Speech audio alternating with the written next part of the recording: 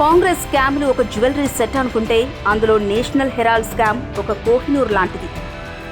1938లో national హెరాల్డ్ని Nehru స్థాపించారు. కానీ ఈ సంస్థలో 5,000 మంది స్వాతంత్ర సమరయోధులు భాగస్వాములుగా ఉన్నారు.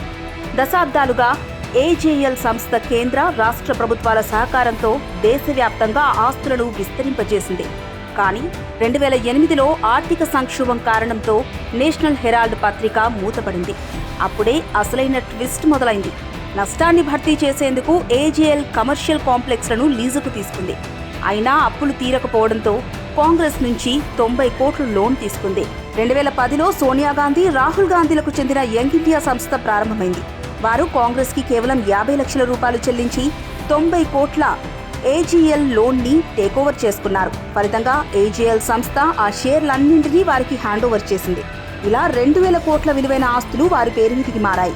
ఈ కుంభకోణంలో 2015 నుంచి వారు బెయిల్పై బయట తిరుగుతున్నారు. కానీ ఈ అవినీతికి సరైన శిక్ష అనుభవించక తప్పదు.